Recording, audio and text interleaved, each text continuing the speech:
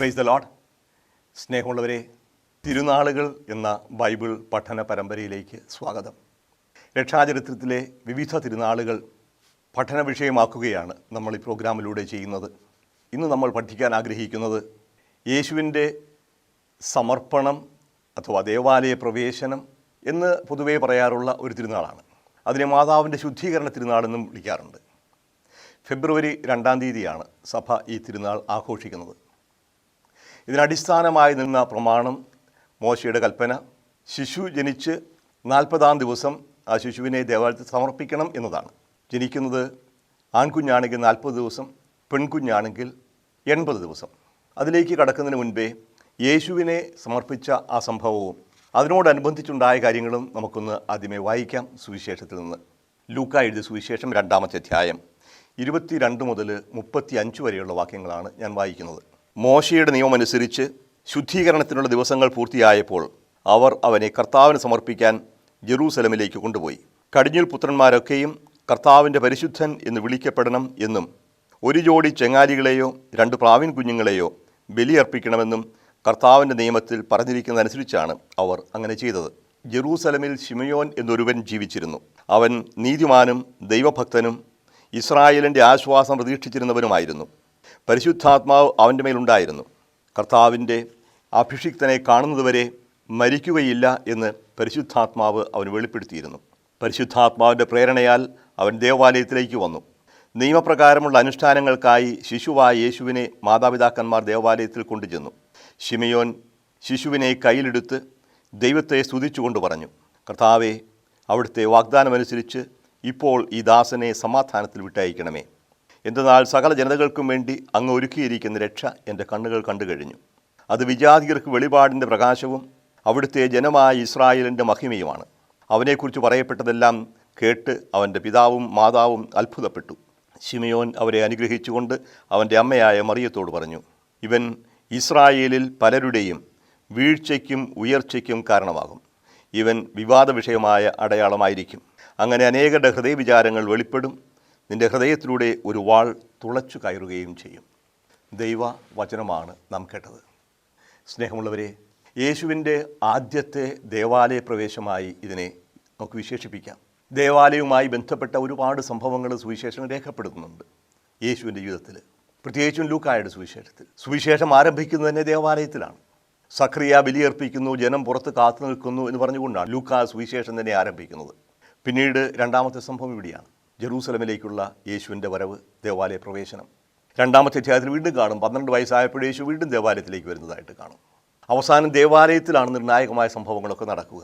അപ്പോൾ യേശുവും ദേവാലയവുമായി ബന്ധപ്പെട്ട ഒരുപാട് കാര്യങ്ങൾ നമ്മൾ സുവിശേഷങ്ങൾ കാണും. ഇതിൻ്റെ പശ്ചാത്തലത്തിൽ നമ്മൾ യോഹന്നാൻ്റെ സുവിശേഷം പഠന വിഷയമാക്കുകയുണ്ടായി. ദേവാലയ പ്രതിഷ്ഠ, യേശു തന്നെയാണ് ദേവാലയം എന്ന് അന്ന് നമ്മൾ മനസ്സിലാക്കും. ദൈവം നമ്മോടുകൂടെ എന്നർത്ഥമുള്ള ഇമ്മാനുവേൽ നിന്ന് വിളിക്കപ്പെടും. പക്ഷേ ദൈവം നമ്മോടുകൂടെ വസിക്കുന്ന ആലയമാണ് യേശു. തൻ്റെ ശരീരമാകുന്ന ആലയത്തെക്കുറിച്ചാണ് അവൻ പറഞ്ഞത് എന്ന് യോഹന്നാൻ വിശേഷിപ്പിക്കുകയും ചെയ്യും. ആകട്ടെ, യേശു ആദ്യമായി ദേവാലയത്തിൽ പ്രവേശിക്കുകയാണ്. അതോടൊപ്പം നടക്കുന്ന ഒരു സംഭവം മാതാവിൻ്റെ ശുദ്ധീകരണമാണ്. ഇപ്പോൾ മാതാവിൻ്റെ ശുദ്ധീകരണവും ശിശുവിൻ്റെ സമർപ്പണവും ഒരുമിച്ച് നടക്കുകയായി. എന്താണ് ശുദ്ധീകരിക്കാനുള്ളത്? അമലോത്ഭവയായി ജനിച്ച മറിയം, പരിശുദ്ധാത്മാവിൻ പ്രത്യേക പ്രവർത്തനത്താൽ ഗർഭിണിയായവൾ, ഒരു പാപവും ഇല്ലാത്തവൾ, അവൾ ഇതിനെ ശുദ്ധീകരിക്കപ്പെടണമെന്ന് ചോദിക്കാം. യേശുവിൻ്റെ കാര്യത്തിൽ എന്നതുപോലെ മറിയത്തിൻ്റെ കാര്യത്തിലും എല്ലാ നിയമങ്ങളും പൂർണ്ണമായി അനുസരിക്കുകയാണ്.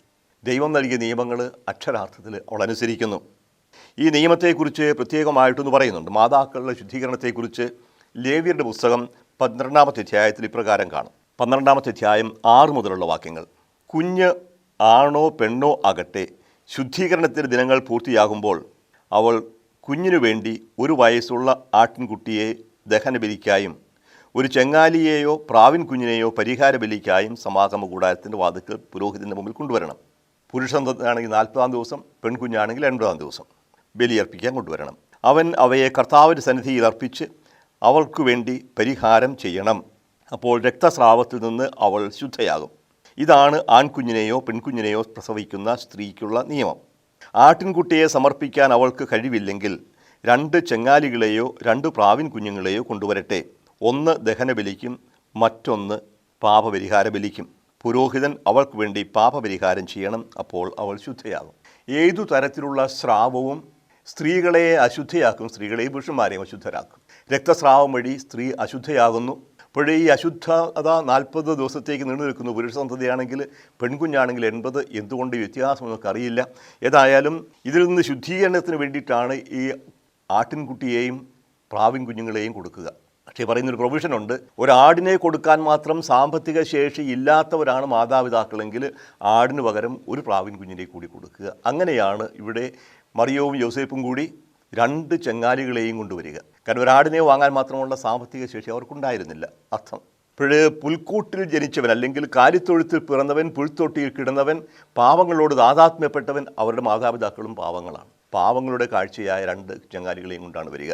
ഇനി എന്തിനാണ് ഈ ആടിനെ അല്ലെങ്കിൽ ചങ്ങാലിയെ കൊടുക്കുന്ന ചോദ്യം കൂടിയുണ്ട്. അത് ആദിജാതന്മാരെ വീണ്ടെടുക്കുന്നതിനെക്കുറിച്ചൊരു പരാമർശമുണ്ട്. അത് പുറപ്പാട് പുസ്തകം 13-ാമത്തെ അധ്യായം 11 മുതൽ 16 വരെയുള്ള വാക്യങ്ങളിൽ കാണും. ആദിജാതരുടെ സമർപ്പണം പുറപ്പാട് 13, 11, 16 വാക്യങ്ങൾ പ്രത്യേകമായിട്ടും ആദിജാതനെ വീണ്ടെടുക്കുന്നതിനെക്കുറിച്ചാണ് പറയുക.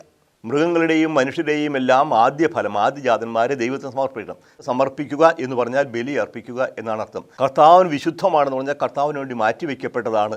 ഒരാടിനെ കർത്താവിന് വിശുദ്ധമായി മാറ്റിവെക്കപ്പെട്ടാൽ മറ്റൊന്നുമില്ല, അതിൻ്റെ കഴുത്തറുത്ത് രക്തം ബലിപീഠത്തിൽ തളിക്കും, മാംസം ബലിപീഠത്തിൽ ദഹിപ്പിക്കും. ഇപ്രകാരം സമർപ്പിക്കുന്നതിനാണ് വിശുദ്ധീകരിക്കാൻ, വിശുദ്ധമാക്കുക എന്ന് പറയും, മാറ്റിവെക്കുക, സ്വന്തമായി കൊടുക്കുക. പക്ഷേ ഒരു ആൺകുഞ്ഞിനെ അങ്ങനെ കൊല്ലാൻ പാടില്ലല്ലോ. അതുകൊണ്ട് ആൺകുട്ടിക്ക് പകരം ഒരു ആട്ടിൻകുട്ടിയെ കൊടുക്കണം. ഇനി എന്താണ് ആദിജാതന്മാരുടെ പ്രത്യേകത? നമുക്കറിയാം, പുറപ്പാട് സംഭവവുമായി ബന്ധപ്പെട്ടതാണ് ആദിജാത സമർപ്പണം. ഇസ്രായേൽ ജനങ്ങളെ വിമോചിപ്പിക്കാനായി ദൈവം ഈജിപ്തിലെ വലിയ അത്ഭുതങ്ങൾ പ്രവർത്തിച്ചു. അതിൽ 10-ാമത്തെ ഏറ്റവും മഹാ അത്ഭുതമാണ് ഈജിപ്തിലെ ആദിജാതന്മാരെല്ലാം, മനുഷ്യരുടെയും മൃഗങ്ങളുടെയും ആദിജാതന്മാരെല്ലാം വധിക്കപ്പെട്ട സംഭവം. ഇപ്രകാരം ഈജിപ്തുകാർ വധിക്കപ്പെട്ട സാഹചര്യത്തിൽ ഇസ്രായേലിൻ്റെ ആദിജാതന്മാർ വധിക്കപ്പെട്ടില്ല എന്നതാണ് ബൈബിൾ നമുക്ക് നൽകുന്ന സന്ദേശം. ഇപ്രകാരം ദൈവം തന്നെ തിരഞ്ഞെടുത്തു തനിക്ക് വേണ്ടി മാറ്റിവെച്ച ആദിജാതന്മാരുടെ പ്രതീകമായി അവരെ വീണ്ടെടുക്കുന്നതിന് വേണ്ടി, ബലിയർപ്പിക്കുകയല്ല, വീണ്ടെടുക്കുന്നതിന് വേണ്ടി ഒരു ആട്ടിൻകുട്ടിയെ കൊടുക്കണം. ഇപ്രകാരമാണ് അതിന് ഫറവോ ജനത്തെ വിട്ടയക്കാൻ വിസമ്മതിച്ചപ്പോൾ ഈജിപ്തിലെ ആദിജാതന്മാരെ, നമ്മൾ പുറപ്പാട് പുസ്തകം 13-ാം അധ്യായം 15-ാമത്തെ വാക്യമാണ്, ഈജിപ്തിലെ ആദിജാതരെ, മനുഷ്യരുടെയും മൃഗങ്ങളുടെയും കടിഞ്ഞൂലുകളെയെല്ലാം കർത്താവ് സംഹരിച്ചു. അതിനാലാണ് മൃഗങ്ങളുടെ കടിഞ്ഞൂലുകളിൽ ആൺകുട്ടികളെയെല്ലാം ഞാൻ കർത്താവിന് ബലിയർപ്പിക്കുന്നത്, എന്നാൽ എൻ്റെ കടിഞ്ഞൂൽ പുത്രന്മാരെ ഞാൻ വീണ്ടെടുക്കുന്നു. ഇപ്രകാരം വീണ്ടെടുപ്പ്, ഇതാണ് ആദ്യത്തെ. ഇപ്പോൾ 2 കാര്യങ്ങളുടെ പറയുന്നു. 1 സമർപ്പിക്കുന്നു, വീണ്ടെടുക്കുന്നു. 2 ശുദ്ധീകരണം. ശുദ്ധീകരണത്തെക്കുറിച്ച് നമ്മൾ പറഞ്ഞു. സ്രാവം മൂലം ഉണ്ടാകുന്ന അശുദ്ധി ഒരു ബാഹ്യമായ അശുദ്ധിയാണ്. ഇപ്രകാരമുള്ള സ്രാവം മുതലുള്ള അശുദ്ധിയിൽ നിന്ന് മോചിപ്പിക്കാൻ വേണ്ടിയിട്ടാണ് ശുദ്ധീകരണ കർമ്മം നടക്കുക. അതോടൊപ്പം ആദിജാതനെ ദൈവത്തിന് സമർപ്പിക്കുന്നു. ഈ സമർപ്പണവുമായി ബന്ധപ്പെട്ട് നടന്ന സംഭവങ്ങളാണ് നമ്മൾ പ്രധാനമായിട്ടും പഠിക്കേണ്ടതും ചർച്ചാ വിഷയമാക്കേണ്ടതും. ഇവിടം കൊണ്ട് അവസാനിപ്പിക്കാമായിരുന്നു ലൂക്കായിക്ക്. പക്ഷേ അതല്ല പറയുന്നത്. ഇപ്രകാരം ഈ സമർപ്പണം നടത്തുമ്പോൾ അതിൻ്റെ അർത്ഥം എന്താണ് എന്ന് ലൂക്ക നമുക്ക് വ്യക്തമാക്കി തരികയാണ്. ദേവാലയത്തിലേക്ക് ഈ 2 പാവപ്പെട്ട ദമ്പതിമാർ 2 ചെങ്ങാലികളെയും ഒരു കുഞ്ഞിനെയും കൊണ്ടുവന്ന് കുഞ്ഞിന് പകരമായി ചെങ്ങാലികളെ കൊടുക്കുമ്പോൾ ഏറ്റവും പാവപ്പെട്ടവരാണവർ. അവരുടെ വരവും പോക്കും ആരും തിരിച്ചറിഞ്ഞില്ല. ആ കാഴ്ച സ്വീകരിച്ച പുരോഹിതൻ പോലും തിരിച്ചറിഞ്ഞില്ല തൻ്റെ മുമ്പിൽ നിൽക്കുന്നത് ആരാണ് എന്ന്. ഈ ലോകത്തിന് മുഴുവൻ രക്ഷകനായി തീരാനുള്ളവനാണ് ഈ ബലിയർപ്പിക്കാനായി കുഞ്ഞിനെയും കൊണ്ട് വന്നിരിക്കുന്നത്, പ്രാവിൻ കുഞ്ഞിനെയും കൊണ്ട് വന്നിരിക്കുന്നത് എന്ന് അയാൾക്ക് മനസ്സിലായില്ല. പക്ഷേ 2 വ്യക്തികൾ അവർ മാത്രമേ മനസ്സിലാക്കിയുള്ളൂ.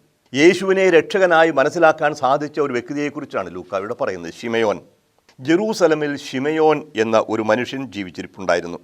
അവൻ നീതിമാനും ദൈവഭക്തനും ഇസ്രായേലിൻ്റെ ആശ്വാസം പ്രതീക്ഷിച്ചിരുന്നവരുമാണ്. 3 കാര്യങ്ങൾ പറയാം. നീതിമാനായിരുന്നു. ആരാണ് നീതിമാൻ? ബൈബിൾ വളരെ വ്യക്തമായിട്ട് പറയുന്നുണ്ട്. 15-ാം സങ്കീർത്തനം വായിച്ചു നോക്കുക. നീതിമാൻ്റെ വിവരണം തന്നെ അവിടെയുണ്ട്. അല്ലെങ്കിൽ 1-ാം സങ്കീർത്തനം. ദൈവത്തിൻ്റെ പ്രമാണങ്ങളനുസരിച്ച് ജീവിക്കുന്നവനാണ് നീതിമാൻ. ദൈവത്തോടും മനുഷ്യരോടുമുള്ള തൻ്റെ കടമകളെല്ലാം പൂർണ്ണമായി നിർവഹിക്കുന്നവനാണ്. ആർക്കെതിരെയും ദ്രോഹം ചെയ്യാത്തവൻ, നുണ പറയാത്തവൻ, സത്യം മാത്രം പറയുന്നവൻ. ഇപ്രകാരം നീതിനിഷ്ഠമായൊരു ജീവിതം, ദൈവത്തിന് പ്രീതികരമായൊരു ജീവിതം നയിക്കുന്ന വൃദ്ധനായൊരു മനുഷ്യൻ നീതിമാനായിരുന്നു, ദൈവഭക്തനായിരുന്നു. ദൈവഭക്തൻ ദൈവത്തിന് വേണ്ടി ജീവിതം സമർപ്പിച്ചവനാണ്. ദൈവമാണ് അവൻ്റെ ജീവൻ്റെ കേന്ദ്രം. ആ ദൈവത്തിൻ്റെ ഹിതമനുസരിച്ച് മാത്രമാണ് അവൻ ജീവിക്കുക. അവൻ നീതിമാനാണ്, ദൈവഭക്തനാണ്. ഇസ്രായേലിൻ്റെ ആശ്വാസം പ്രതീക്ഷിച്ചിരുന്നവനുമാണ്. ഇസ്രായേലിൻ്റെ ആശ്വാസം രക്ഷകനെ നൽകുമെന്ന പ്രതീക്ഷയായിരുന്നു. ദാവീദിൻ്റെ പുത്രനായൊരുവൻ വരും, മിശിഹായായിരിക്കും. ആ മിശിഹായ്ക്ക് വേണ്ടി കാത്തിരിക്കുന്നവൻ. ആ രക്ഷകനെ കാണാതെ മരിക്കുകയില്ല എന്ന് ഇദ്ദേഹത്തിന് ദൈവത്തിൻ്റെ ഒരു അരുളപ്പാടുണ്ടായി. പരിശുദ്ധാത്മാവിൻ്റെ പ്രചോദനം, പരിശുദ്ധാത്മാവ് അവൻ്റെ മേലുണ്ടായിരുന്നു. ദൈവത്തിൻ്റെ ആത്മാവിനാൽ നയിക്കപ്പെടുന്നവനാണ് നീതിമാൻ. അപ്പോൾ ഈ കാര്യങ്ങളൊക്കെ ശിമയോനെക്കുറിച്ച് പറയുമ്പോൾ നമുക്കും ഒരു മാതൃകയാവണം. ഇസ്രായേലിൻ്റെ ആശ്വാസം പ്രതീക്ഷിക്കുന്നവൻ, രക്ഷ പ്രതീക്ഷിക്കുന്നവൻ, ചുറ്റുപാട് നടക്കുന്ന അഴിമതികളെയും അക്രമങ്ങളെയും കൊലപാതകങ്ങളെയും സ്നേഹരാഹിത്യത്തെയും കുറിച്ച് വിലപിക്കാൻ സാധിക്കുന്നവൻ, ഉള്ളുരുകി കരയാൻ കഴിയുന്നവൻ, ചെയ്യാൻ പറ്റുന്നതിൽ പ്രതികരിക്കുക, ഒന്നും സാധിക്കാത്തപ്പോൾ പ്രാർത്ഥനയിലൂടെ ഒരു നീതിനിഷ്ഠമായ സമൂഹത്തിന് വേണ്ടി കാത്തിരിക്കുക, ഹൃദയം നിറയെ സ്നേഹവും അതിൽ നിന്ന് ജനിക്കുന്ന ദുഃഖവുമായി. അപ്പോൾ ഇസ്രായേലിൻ്റെ ആശ്വാസം പ്രതീക്ഷിച്ചിരുന്നവനാണ് ശിമെയോൻ. ഇസ്രായേലിൻ്റെ ആശ്വാസം രാഷ്ട്രീയമായ വിമോചനത്തിലൂടെ അല്ല ലഭിക്കുന്നതെന്ന് അദ്ദേഹത്തിന് അറിയാമായിരുന്നു.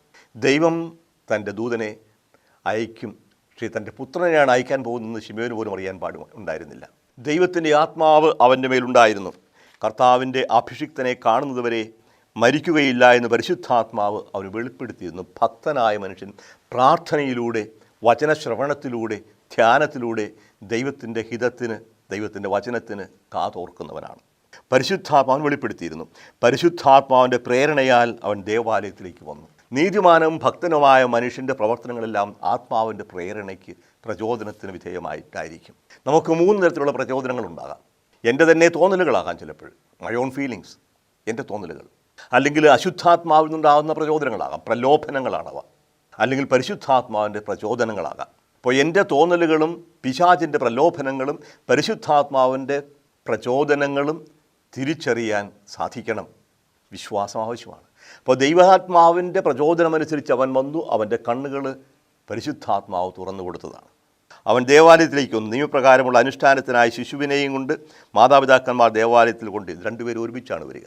മാതാപിതാക്കന്മാർ ശിശുവിനെയും കൊണ്ടുവരുന്നു. പരിശുദ്ധാത്മാ പ്രേരിതനായി ഈ വിശുദ്ധനായ വൃദ്ധൻ ശിമെയോൻ കടന്നു വരും ദേവാലയത്തിലേക്ക്. അയാൾ മാത്രമേ തിരിച്ചറിഞ്ഞു. പിന്നീട് അയാൾക്ക് ശേഷം ഒരു വൃദ്ധയായ ഹന്നായി.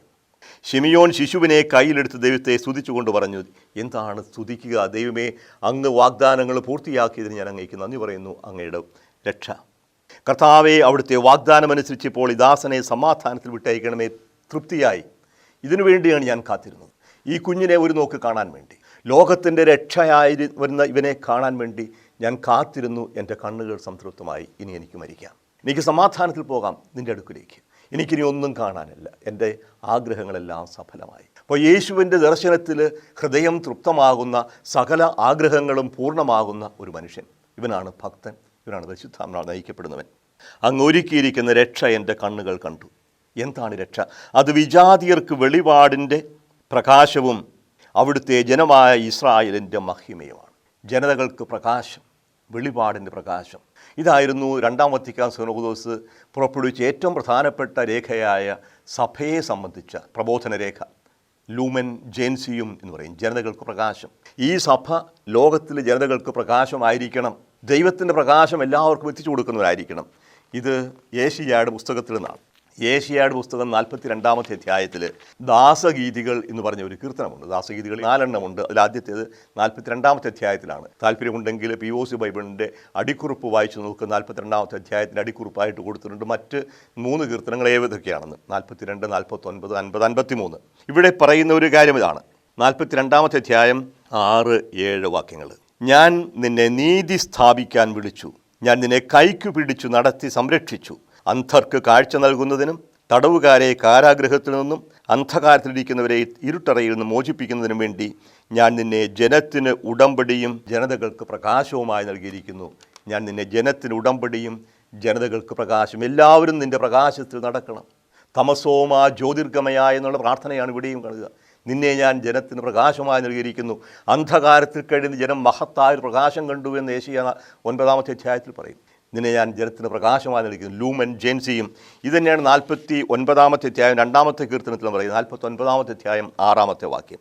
അവിടുന്ന് അരുളി ചെയ്തു, യാക്കോബിൻ്റെ ഗോത്രത്തെ ഉയർത്താനും ഇസ്രായേലിൽ അവശേഷിച്ചിരിക്കുന്നവരെ ഉദ്ധരിക്കാനും നീ എൻ്റെ ദാസനായിരിക്കുക വളരെ ചെറിയ കാര്യമാണ്. എൻ്റെ രക്ഷ ലോകാതിർത്തി വരെ എത്തുന്നതിന് ഞാൻ നിന്നെ ലോകത്തിൻ്റെ പ്രകാശമാക്കും. ലോകത്തിൻ്റെ പ്രകാശമാകും. ശിമെയോൻ പറയുന്നതാണ്, ഈ ശിശു ആരാലും അറിയപ്പെടാതെ 2 ചങ്ങാലികളെ മാത്രം കാഴ്ച കൊടുക്കാൻ കഴിയുള്ള പാവപ്പെട്ട ദമ്പതികളുടെ മകനായി ജനിച്ചിരിക്കുന്ന ഈ ശിശു ലോകത്തെ മുഴുവനും പ്രകാശിപ്പിക്കുന്നവരാണ്. ലോകത്തിൻ്റെ പ്രകാശമാണ്, ജനതകൾക്ക് പ്രകാശം. അന്ധകാരത്തിൽ കഴിയുന്നവർക്ക് ഇവനാണ് പ്രകാശം. പിന്നീട് യേശു പറയും, ഞാൻ ലോകത്തിൻ്റെ പ്രകാശമാണ്. എന്നെ അനുഗമിക്കുന്ന അന്ധകാരത്തിൽ നടക്കുന്നില്ല, അവന് ജീവൻ്റെ പ്രകാശമുണ്ടാകും. ഇരുളിൽ പ്രകാശിക്കുന്ന പ്രകാശം, അതിനെ കുത്തിക്കെടുത്താൻ ഒരു ശക്തിക്കും സാധിക്കുകയില്ല. അന്ധകാരവുമായുള്ള സംഘട്ടനത്തെക്കുറിച്ച് യോഹന്നാൻ എഴുതിയ സുവിശേഷം 1-ാമത്തെ അധ്യായത്തിൽ പറയുന്നുണ്ട്. ഈ പ്രകാശം അന്ധകാരത്തിൽ പ്രകാശിക്കുന്നു, അന്ധകാരത്തിന് അതിനെ കീഴടക്കാൻ സാധിച്ചില്ല. ഇരുളും വെളിച്ചവും. പക്ഷെ അന്ധകാര ശക്തികൾ ഇതിനെ കീഴടക്കാനായിട്ട് ശ്രമിക്കും. അവസാനം യേശുവിൻ്റെ മരണസമയത്ത് പ്രകാശത്തെ കുത്തിക്കെടുത്തുന്നതായിട്ട് തോന്നുകയും ചെയ്യും. നട്ടുച്ചയ്ക്ക് സൂര്യൻ അസ്തമിച്ചു, 3 മണിക്കൂർ നേരം അന്ധകാരം വ്യാപിച്ചു, ഏറ്റവും കനത്ത അന്ധകാരം. അപ്പോൾ ഇവനെ ജീവൻ്റെ പ്രകാശമായി, ലോകത്തിൻ്റെ പ്രകാശമായി നിശ്ചയിച്ചിരിക്കുന്നു. വിജാതിയർക്ക് വെളിപാടിൻ്റെ പ്രകാശവും അവിടുത്തെ ഇസ്രായേലിൻ്റെ മഹിമയുമാണ്. ഇസ്രായേൽ തിരഞ്ഞെടുക്കപ്പെട്ട ജനമാണ്, അബ്രാഹത്തിന് സന്തതികൾ, ലോക ജനങ്ങളെല്ലാവരും. അപ്പോൾ ഈ ലോക ജനതകളെ എല്ലാവരെയും ഇസ്രായേലിനെയും ഒരുമിപ്പിച്ച് ഒരൊറ്റ ജനതയാക്കാൻ വേണ്ടിയിട്ടാണ് ഇതിന് വന്നിരിക്കുന്നത്. ഇനി അങ്ങോട്ട് വിജാതിയെന്നോ സുജാതിയെന്നോ വ്യത്യാസമില്ല, എല്ലാം തുല്യരാണ്. അബ്രാഹത്തിൻ്റെ മക്കളാണ് എല്ലാവരും. ശാരീരികമായി ജനിക്കുന്നത് മാത്രമല്ല അബ്രാഹത്തിൻ്റെ മക്കൾ. യേശു പറഞ്ഞല്ലോ, സഖ്യയൂസിന് വീട്ടിൽ ചെന്നപ്പോൾ ഇവനും അബ്രാഹത്തിൻ്റെ സന്തതിയാണ്. കൂനിയായ സ്ത്രീയെ സുഖപ്പെടുത്തിയപ്പോൾ ഇവൾ അബ്രാഹത്തിൻ്റെ സന്തതിയാണ്. അബ്രാഹത്തിൻ്റെ സന്തതിയെക്കുറിച്ച് പൗലോസ് പറയും, ശരീരത്തിന് ജനിച്ചവർ മാത്രമല്ല അബ്രാഹത്തിൻ്റെ സന്തതി, അബ്രാഹത്തിലേക്ക് വാഗ്ദാനം സ്വീകരിക്കുന്നവൻ, യേശുവിലൂടെ സ്വീകരിക്കുന്നവനാണ്. അപ്പോൾ ഇവൻ ജനതകൾക്ക് പ്രകാശമാണ്, എല്ലാവർക്കും ഉടമ്പടിയുടെ അടയാളമാണ്.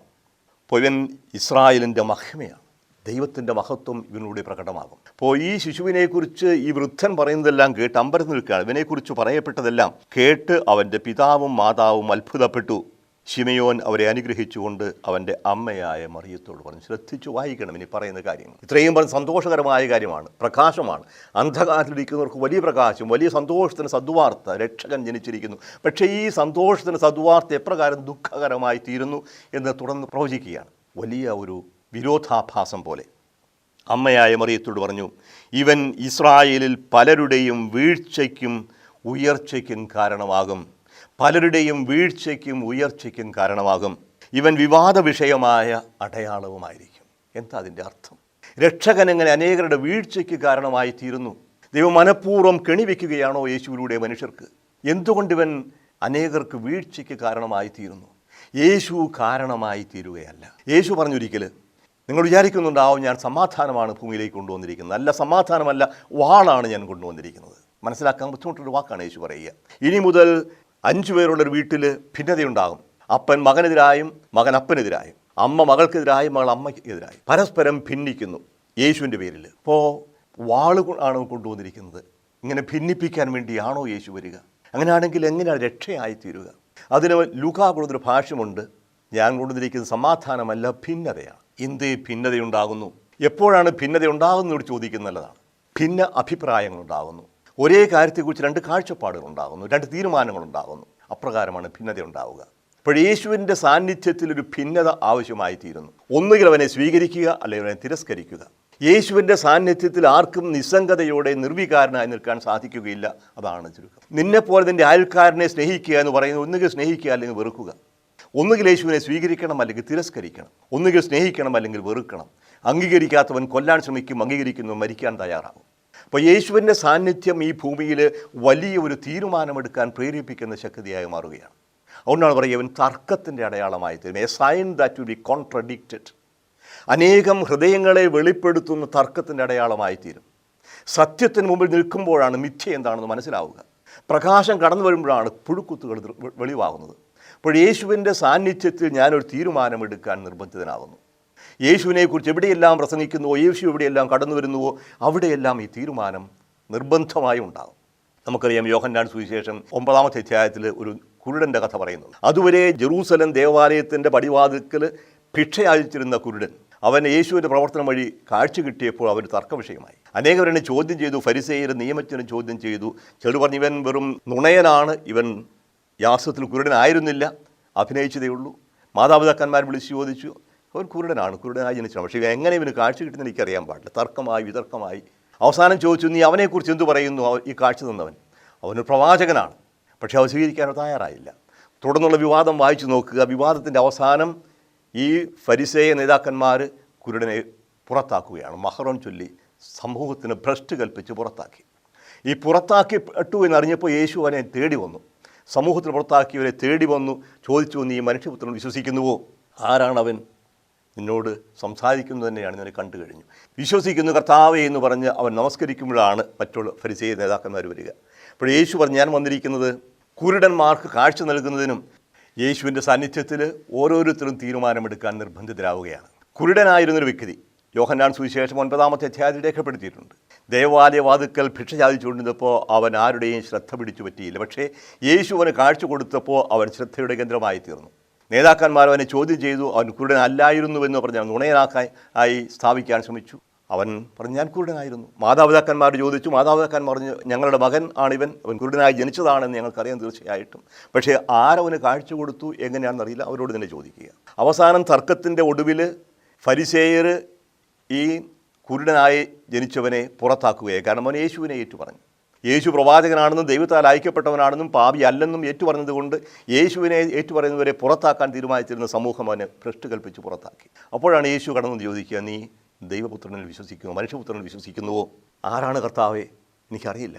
കുരുടൻ പറഞ്ഞു, നിന്നോട് സംസാരിക്കുന്നതിനെയാണ് അത്. നീ അവനെ കണ്ടു കഴിഞ്ഞ് യേശു സ്വയം വെളിപ്പെടുത്തുകയായി. കർത്താവെ, ഞാൻ വിശ്വസിക്കുന്നു പറഞ്ഞ് കുരുടൻ യേശുവിൻ്റെ മുമ്പിൽ പ്രണമിച്ചു. അപ്പോഴാണ് ഫരിസേയർ ഒന്ന് ചോദിക്കുക. ഫരിസേയർ ഒന്ന് കുറ്റാരോപണവുമായി. അപ്പോൾ യേശു അവരോട് പറയും, ഞാൻ വന്നിരിക്കുന്നത് അന്ധർക്ക് കാഴ്ച കൊടുക്കാനും കാഴ്ചയുള്ളവരുടെ കാഴ്ച എടുത്തു കളയാനും വേണ്ടിയാണ്. അപ്പോൾ ഫരിസേയർ ചോദിച്ചു, അപ്പോൾ ഞങ്ങൾ അന്ധരാണോ കാഴ്ചയുള്ളവരാണോ? യേശു പറഞ്ഞു, നിങ്ങൾ അന്ധരായിരുന്നെങ്കിൽ നിങ്ങൾക്ക് തെറ്റുണ്ടാകുമായിരുന്നില്ല. പക്ഷേ ഇപ്പോൾ നിങ്ങൾ കാണുന്നു എന്ന് പറയുന്നു, അതിനാൽ നിങ്ങളുടെ പാപം നിലനിൽക്കുന്നു. കാണുന്നുവെന്ന് നടിക്കുകയും യഥാർത്ഥത്തിൽ കാണേണ്ടത് കാണാതിരിക്കുകയും ചെയ്യുക മാനസാന്തരത്തിന് സാധ്യതയില്ലാത്തൊരു അവസരമാണ്. ഇപ്രകാരം ഉള്ള ഒരു അന്ധമായ ലോകത്തിൻ്റെ മുമ്പിലേക്ക് കടന്നു വരുന്ന യേശു തിരസ്കരിക്കപ്പെടുക സ്വാഭാവികമാണ്. അതാണ് ഇന്ന് ലോകത്തിലെ അനേകം രാജ്യങ്ങൾ നടക്കുന്നത്. നമ്മുടെ ഭാരതത്തിലെ ചില സമൂഹങ്ങളിൽ അടക്കം യേശുവിനെ തിരസ്കരിക്കുന്ന സമൂഹം, യേശുവിനെ സ്വീകരിക്കാൻ സന്നദ്ധരാകാത്തവർ യേശുവിൻ്റെ അനുയായികളെ വധിക്കുന്നത് കഴിഞ്ഞ 2000 വർഷമായി കണ്ടുകൊണ്ടേയിരിക്കുകയാണ്. ഇത് മാതാവിനും വലിയ ഒരു ദുഃഖത്തിൻ്റെ കാരണമായി തീരും. അതാണ് ശിമോൻ പറയുക, അനേകരുടെ ഹൃദയവിചാരങ്ങൾ വെളിപ്പെടും, നിൻ്റെ ഹൃദയത്തിലൂടെ ഒരു വാൾ തുളച്ചു കയറും. ഒരു വാൾ തുളച്ചു കയറും മാതാവിൻ്റെ ഹൃദയത്തിലൂടെ. യേശുവിൻ്റെ ജീവിതവുമായി ബന്ധപ്പെട്ട് അനേകം ക്ഷതങ്ങളേറ്റവളാണ് അമ്മ. ഗർഭധാരണം മുതൽ യേശുവിൻ്റെ മരണം വരെയുള്ള ആ ജീവിതം മുഴുവനും ഈ ഒരു വലിയ ദുഃഖത്തിൻ്റെയും ഭയത്തിൻ്റെയും ഒക്കെ നിഴലിലാണ് അമ്മ ജീവിച്ചത്. ജനിക്കാനിടമില്ലാതെ ജനിച്ചവൻ, ജനനത്തിന് തൊട്ടു പിന്നാലെ വേട്ടയാടപ്പെടുന്നവൻ, അവസാനം പരജീവിതത്തിൽ കല്ലെറിയാനായിട്ട് കൊണ്ടുപോകുന്ന ദേവാലയത്തിൽ നിന്ന് പുറത്തള്ളപ്പെടുന്നവൻ, അവസാനം ആർക്കും വേണ്ടാത്തവനായി ദൈവദൂഷകനായി രാജദ്രോഹിയായി മുദ്രകുത്തി റോമൻ അധികാരികൾ പിടികൂടി കുരിശിൽ തറയ്ക്കുമ്പോൾ ആ കുരിശിന് താഴെയും മറിയം നിൽക്കും. നിൻ്റെ ഹൃദയത്തിലൂടെ ഒരു വാൾ തുളച്ചു. പക്ഷേ ഹൃദയത്തിൽ തുളച്ചു കയറിയ വാളും കൊണ്ട് അമ്മ നടന്നു, വിശ്വസിച്ചുകൊണ്ട് യേശുവിനോട് ചേർന്ന് നിന്നു, ഒരിക്കലും തള്ളി പറഞ്ഞില്ല. ലഭിച്ച ദൗത്യം അവൾ അങ്ങേയറ്റം പൂർണ്ണമായി നിറവേറ്റി. വിശ്വസിച്ചവൾ ഭാഗ്യവതി എന്ന് എലിസബത്ത് അവളെ നോക്കി ഉദീരണം ചെയ്തു. മാതാവിൻ്റെ ജീവിതം മുഴുവനും ഇപ്രകാരം ഒരു വിശ്വാസത്താൽ നയിക്കപ്പെട്ടതായിരുന്നു. ഇപ്പോഴേ ഈ സമർപ്പണത്തിൻ്റെ ദിവസം, മാതാവിൻ്റെ ശുദ്ധീകരണവും യേശു സമർപ്പണവും ഒക്കെ ധ്യാന വിഷയമാക്കുന്ന ദിവസം നമ്മൾ ഓർക്കണം, നമ്മളും സമർപ്പിതരാണ്. നമ്മൾ ഓരോ വ്യക്തികളും ദൈവത്തിന് സമർപ്പിതരാണ്. നമ്മളെ നയിക്കേണ്ട ചൈതന്യം ദൈവത്തിൻ്റെ പ്രമാണമായിരിക്കണം, സ്നേഹത്തിൻ്റെ പ്രമാണം. നമുക്ക് പ്രകാശമായി നിൽക്കേണ്ടവനാണ്, ലോകത്തിൻ്റെ പ്രകാശമാണെന്ന് പറഞ്ഞ യേശു. യേശുവിൻ്റെ പ്രകാശത്തിലൂടെ കടന്നു പോകുമ്പോൾ മാതാവിന് സംഭവിച്ചതുപോലെ നമുക്കും ഹൃദയത്തെ തുളച്ചു കയറുന്ന വാളുകളുണ്ടായി വരും, പീഡനങ്ങളേറ്റേണ്ടി വരും. 21 ക്രൈസ്തവരെ കഴുത്തറത്ത് കൊല്ലുമ്പോൾ പുഞ്ചിരിച്ചുകൊണ്ട് നിൽക്കുന്ന വ്യക്തികൾ, മുഖം മൂടി ധരിച്ച കാപാലികർ പുറകിൽ നിന്ന് കഴുത്തറക്കുമ്പോൾ കഴുത്തറക്കപ്പെടുന്ന വ്യക്തികളുടെ മുഖത്തിൽ എന്ന് പുഞ്ചിരിയും സന്തോഷവുമാണ്. ഇപ്രകാരം ക്രിസ്തുവിന് വേണ്ടി മരിക്കാൻ സന്നദ്ധരാകുന്ന ആയിരക്കണക്കിന് ആളുകൾ ഇന്നുമുണ്ട്. അവരുടെ ഉള്ളിലെല്ലാം നിറയുന്ന സന്തോഷവും സമാധാനവും സഹോദര സ്നേഹവുമാണ്. അപ്രകാരം സ്നേഹിക്കാൻ, ജീവൻ കൊടുത്തും സ്നേഹിക്കാനായിട്ടുള്ള ഒരു സമർപ്പണമാണ് നമ്മളെല്ലാവരും നടത്തുന്നത്. ദൈവത്തിൻ്റെ മക്കളായിരിക്കും. തൻ്റെ ഏകജാതന് നൽകാൻ മാത്രം ദൈവം ലോകത്തെ അത്രയേറെ സ്നേഹിച്ചു എന്ന് പറയുമ്പോൾ നമ്മളെയും സ്നേഹിച്ചതാണ് അവൻ. ആ സ്നേഹത്തിനുള്ള പ്രതികരണം സ്വയം സമർപ്പിച്ചുകൊണ്ടാകണം. യേശു ദേവാലയത്തിൽ സ്വയം സമർപ്പിച്ചതുപോലെ നമുക്കും നമ്മളെ തന്നെ ദൈവകരങ്ങൾ സമർപ്പിക്കാം. അവിടുത്തെ ചൈതന്യം നമ്മെ നയിക്കട്ടെ. അവിടുത്തെ കരുണയിലും പരിപാലനയിലും സ്നേഹത്തിനുള്ള വിശ്വാസം നമുക്കെപ്പോഴും പ്രചോദനവും തുണയുമാകട്ടെ. നമുക്കൊരു നിമിഷം പ്രാർത്ഥിക്കാം. കാരുണ്യവാനും സ്നേഹനിധിയുമായ ദൈവമേ, അങ്ങയുടെ പുത്രനെ ഈ ഭൂമിയിലേക്ക് അയച്ച് ഞങ്ങൾക്കെല്ലാവർക്കും രക്ഷ നൽകാനുള്ള പ്രകാശമായിട്ടാണ്. ജനതകൾക്ക് പ്രകാശം, ജനത്തിന് മഹത്വം. എല്ലാവരെയും, എല്ലാ ജനതകളെയും, എല്ലാ മതങ്ങളെയും, എല്ലാ വ്യക്തികളെയും യേശുവാകുന്ന ഒരേ കേന്ദ്രത്തിൽ ഒന്നിപ്പിക്കാനായി അവിടുത്തെ തിരുപുത്രനെ ഈ ഭൂമിയിലേക്ക് അയച്ച ആ വലിയ കൃപയ്ക്ക് ഞങ്ങൾ നന്ദി പറയുന്നു. ഞങ്ങളുടെ പൂർവികരോടൊപ്പം ഞങ്ങൾ പ്രാർത്ഥിക്കുന്നു. തമസോമ ജ്യോതിർഗമയ, ലോകത്തിൻ്റെ പ്രകാശമായ യേശുവെ, ഞങ്ങളെല്ലാവരെയും പ്രകാശിപ്പിക്കണമേ. നിത്യം പിതാവും പുത്രനും പരിശുദ്ധാത്മാവുമായ ദൈവമേ, ആമേൻ.